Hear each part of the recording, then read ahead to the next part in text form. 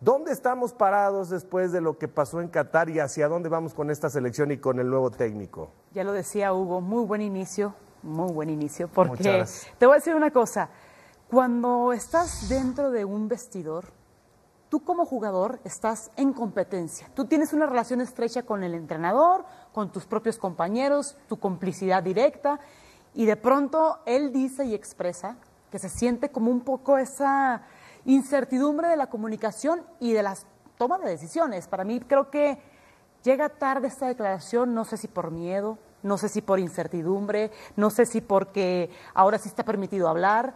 Y esa polémica te genera porque a lo mejor cuando estás en competencia no viene a la cabeza y respetas las decisiones que en su momento crees que son las oportunas. Porque tú como jugador estás al servicio del entrenador y lo que él vaya a mover. Pero me parece que ahora calentar esto después de cierto tiempo, a mí me parece un poquito fuera de línea, en mi punto de vista. Ahora, con lo que digamos todos en la mesa, creo que va a dar a pie a que qué había en el vestidor, si realmente había esa unión, o si realmente era simplemente seguir las órdenes y lo que me diga el entrenador lo voy a hacer, o también tener esa comunión de tomar en cuenta que el partido se resuelve de acuerdo a lo que el partido te da, y saber que si no estás tomado en cuenta hay que respetarlo, y el que sí está tomado en cuenta va a tomar la decisión correcta en el campo. A ver, vamos a ver la declaración. En algún momento yo tenía, Tuca, una gran relación con el Tata, pero una gran relación de que venía conmigo, charlábamos, compartíamos ideas. Él es una persona que le gusta mucho hablar de fútbol. Cuando llega el Mundial no me sentía titular, pero sentía que tenía muchas posibilidades de jugar. Entonces cuando llega el partido contra Polonia, todo muy bien, muy bien.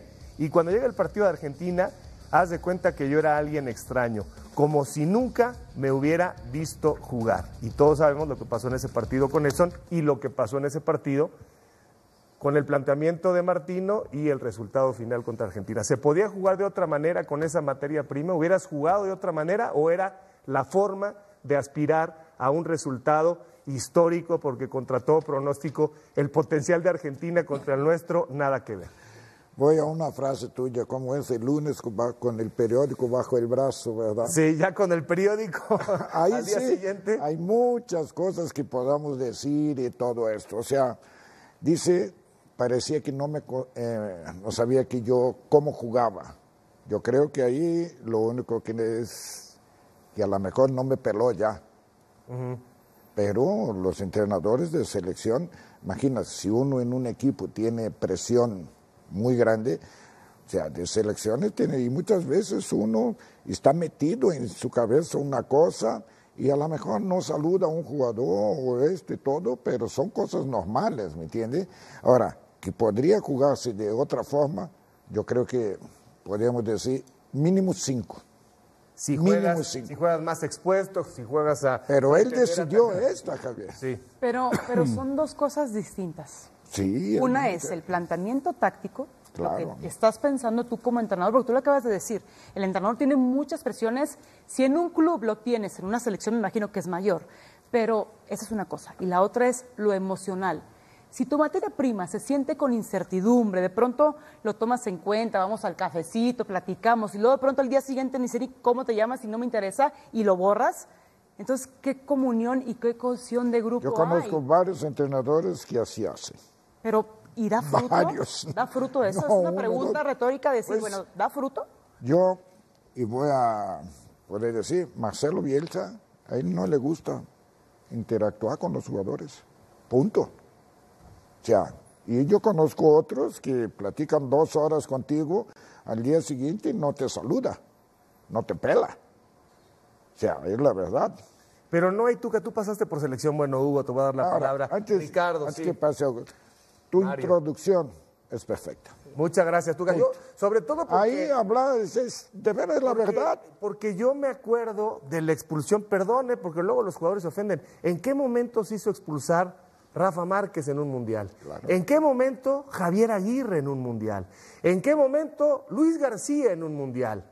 Y así nos podemos ir. Si el nivel del fútbol mexicano da para que en tu mejor mundial estés peleando con los que son mejores, y la indisciplina, la falta de concentración finalmente marca diferencia, pues no puedes ir a ningún lado así. Siempre es estar jugando contra las bajas, ¿no? En el sentido de lo que tiene el entrenador. Pero ahora sí, a ver, Hugo, Ricardo, Mario, porque me da la impresión Simplemente es una sospecha que esto se ha vuelto, y no es este el último ciclo, sino quizá desde el que tú tenías en el 94, donde si el entrenador no arropa, si el entrenador no tiene a sus caciques, si no tiene el convencimiento, si no los consiente, el jugador como que va perdiendo la ruta en el camino. Y así teníamos el grupo de unos y otros, el de La Volpe y el de Mejía Barón y los de Aguirre y los...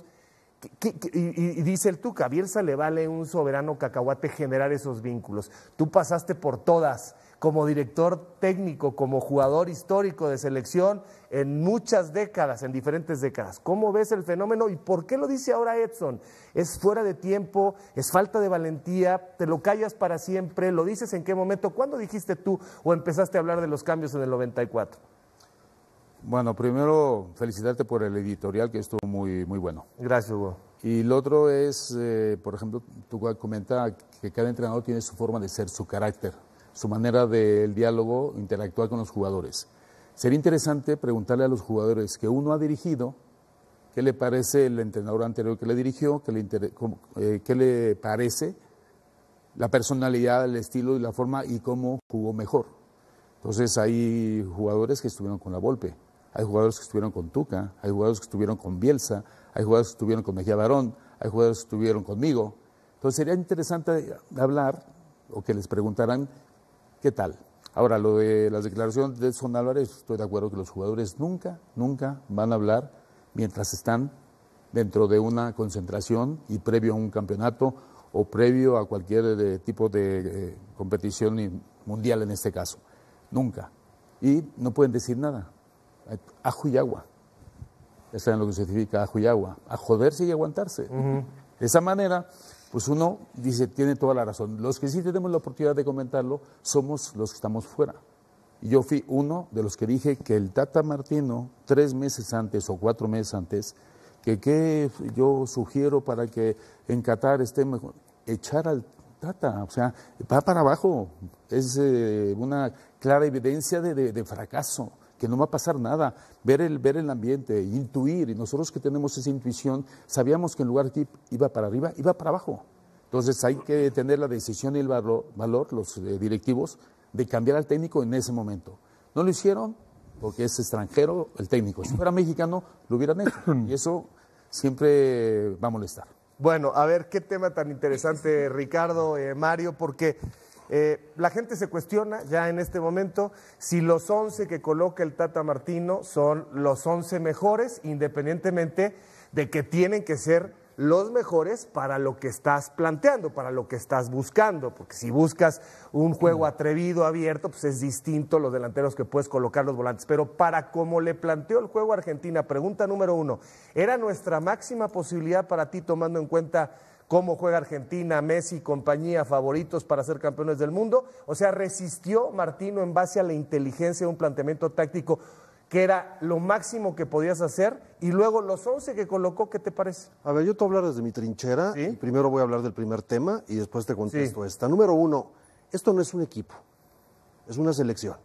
En un equipo llega el técnico y hay unos jugadores y puede traer 3, 4 y que se frieguen todos y así está. En la selección no, en la selección no existen los jugadores. Llega el técnico y él elige a todos. Entonces yo no puedo entender, con base en mi experiencia, que me costó mucho, no ir al 90 no fuimos, 94 me quedé fuera, había muchos altos, y fui hasta el 98 y valoré mucho el ser seleccionado nacional. Entonces yo no puedo entender un jugador que se queje si el técnico lo escogió. Ya después el técnico tiene que corregir, es un torneo corto, de gran presión y tiene que tomar decisiones. Entonces yo no entiendo un jugador que se enoje porque no lo ponen en un mundial, partiendo de esa base número 1. 2, la gestión del técnico, hay que entender la presión que tiene él para elegir y para analizar al rival en un torneo tan corto y de tanta presión. Pero Tres, ya lo último. Te interrumpo. Entonces, lo que tú dices es, Martino no tenía, pese a la visión que tiene Edson, por qué tomarse el tiempo, sus preocupaciones estaban en otro lado, para darle una explicación y hacerle sentir que no es un tema personal, sino simplemente su cabeza estaba tiene en que otro. resolver el técnico, vamos contra Argentina. Número 3, nunca había visto, esto sí lo quiero decir, de quedar claro, el técnico cuando llegó, yo creo que todo México, o el 99%, experiencia en el Barcelona, un equipo de alta jerarquía. con Paraguay hizo un gran papel en selecciones sudamericanas, Sí. que somos muy parecidos, digamos. Sí. Llegó, empezó a hacer las cosas muy bien, tuvo éxitos deportivos, hubo continuidad en muchas cosas. Y luego ya no, se le cayó Muy aquello. cerca del Jimmy Lozano, que no se nos olvide, porque el Jimmy Lozano trae continuidad del Tata Martino. Muy cerca de él, se consigue una medalla olímpica en la gestión del Tata como seleccionador rollo. Y después, en picada, yo no sé qué pasó con el Tata, perdió el interés. Cuando se fue Torrado, para mí fue un parteaguas importante. Quitan al director de selecciones nacionales, o no, qué puesto tenía Torrado, y él se desilusiona porque tenía una gran comunicación con él. Sí, Empiezan se queja públicamente. las diferencias con John de Luisa, presidente de la federación en ese momento, y empieza así, ya no iba a los entrenamientos, ya no iba a los partidos, que empezó que le dolía el ojo, se fue a Argentina y el equipo hizo así, ya nada más estaba viendo a ver si le pagaban, yo creo, para terminar el ciclo. Pero a ver, Y ahí eso nunca había pasado en selección nacional. estaba muy incómodo. Él protesta públicamente por la cesión de Gerardo Torrado. Sí. Él dice que no está de acuerdo, que no le preguntaron. Creo que ahí queda muy lastimado. Pero en ese momento Sí. pudo haberse ido. Y siguió, ¿no? Y entonces tú dices, bueno. Pero con tiene un su contrato. desinterés. Sí, pero tiene su contrato. Hubiera dicho, oye, ya no lo voy a hacer porque no me siento pleno. El tipo siguió hasta el final y siguió generando un ambiente que hoy parece no fue el mejor. Ahora te voy a decir una cosa. Alineación. El tema es que John de Luisa era el único que tenía contacto con él. No le daba cuentas a nadie. Por eso ahora se inventaron este consejo de notables que no opera para nada, que no existe, que es pura patraña. Pero no puede ser que a mí me dé el señor Tuca Ferretti, con los pocos conocimientos que puedo tener del tema táctico, que a mí puedo ser muy buen ejecutivo, muy estructurado, puedo No ser era la ingeniero, persona. arquitecto, puede ser extraordinario para manejar otro tipo de grupos. Pero si a mí me dejan solo con el Tuca me va a decir, yo voy a hacer esto y el otro, y yo no le puedo pedir que me dé cuentas a mí. Y eso es lo que pasó en esa relación de Luisa con Martino. Se fueron solitos, y terminaron haciendo un tiradero. Ahora, Dijiste lo mismo que dije yo y te tardaste más. vendió el partido Martino. No. Él puso. O sea, podemos decir lo que sea, pero menos da de la dignidad Bueno, del pues ser. es que eso es lo que Esto usted- sí, de acuerdo. esto Eso es lo que sí está en Vox es Populi, ¿eh? imperdonable. Los Totalmente. aficionados- Y si alguien dice, yo en lugar del Tata voy lo Errores los demás. gravísimos porque me preguntaste la alineación. Él puso una línea de 5 con Gallardo y Kevin por fuera, Moreno, Montes y Araujo como centrales y puso 3 volantes que realmente eran 4 porque Vega bajaba. Pero- Vega agarraba una pero banda, gravísimo. era un 5-4-1 como jugó México y es increíble realmente que nos hagan un gol cuando tienes 3 centrales y 3 volantes prácticamente en el centro y en esa zona cayó Messi con tiempo y espacio. En el le minuto vino. 65, Ricardo. Por eso. En el minuto 65 contra Bueno, Messi. ahí está. Yo creo que fue una gran propuesta para el Para mí material sí. que se tenía. Para mí sí. Ahora, yo sí creo que, Mario, te doy la palabra. Sí. Esta estupidez de decir es que como es argentino, No. le dejó pasar nada. a la selección de Argentina el camino. Él quería ganarle a Argentina. Claro. Porque eso te da prestigio, te da Comparto razones. con Pero Tuca, aquí la cero. gente, quítale la idea a la gente de que entregó el partido porque es argentino para ayudar a Argentina. No. No se la vas a quitar, Mario. Sí. Bueno, ya hablaron de un montón de cosas, pero te iba a decir algo importante. Primero, el entrenador necesita hacer un gran diagnóstico de lo que es México, ¿sí? Sabes que no somos ni Brasil ni Argentina, somos mexicanos. Tenemos una idea y tenemos un fútbol. Primero, entender que para que México se imponga a cualquier equipo del mundo necesita un gran conjunto. Un gran conjunto. No podemos jugar como Brasil, ni como Alemania, ni como nadie, ni como Paraguay, que son muy parecidos. No, somos mexicanos y tenemos una esencia.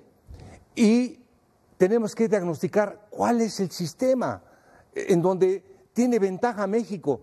Entonces, eso es lo que yo en lo particular, a Osorio, a Martino, a los que han estado, nunca he visto ni idea, ni forma, ni conjunto, ni nada. Nunca le vi una intención. Y lo que dice Ricardo Ferretti, puedes jugar de 5, no sé de cuántas maneras, pero puedes ganarle a quien sea. El equipo mexicano le puede ganar a quien sea conjunto. Pero ¿cómo, Mario? ¿Cómo a quien Sí. sea si nunca le hemos ganado a Argentina en la historia? Nunca. ¿Cómo Pero vas le a hemos ganado a Francia, Sí, sí. le hemos ganado a potencias Sí, una vez, mundiales. Alemania, sí, una vez sí. Holanda. Una vez sí, o sea, pero también nos ha ganado, no sé, Jamaica de 20 veces te gana una. El chiste es cómo México llega a un nivel de Sí. un segundo escalón sostenible. A lo que voy es, no hemos trascendido lo que me estás diciendo. Perfecto, es lo que nos falta. Nos falta dar el paso importante, pero creo que necesitamos un gran entrenador un gran conjunto y creo que México puede hacer algo. Y es Jaime Que se lo Lozano, den- es Jaime Lozano. Ojalá, ese y gran si se lo entrenador. dan a él, Pero si para es ti, merecido, Jaime Lozano es ese gran entrenador. me gustaría que fuera y que fuera apoyado por otro entrenador con más Pero experiencia. lo ves verde junto hoy. con él, sí, lo veo un poquito verde. Tierno. Pero me gustaría a mí apoyado por alguien fuerte, sólido, y puede hacerlo. Te puedo decir algo rápido, si Brasil no anda bien y 3 o 4, 5 jugadores están bien, te gana el partido por México necesita el 100% al 100%. Con 11, ¿no? La base de México es que todos anden bien, un equipo bien gestionado y bien preparado.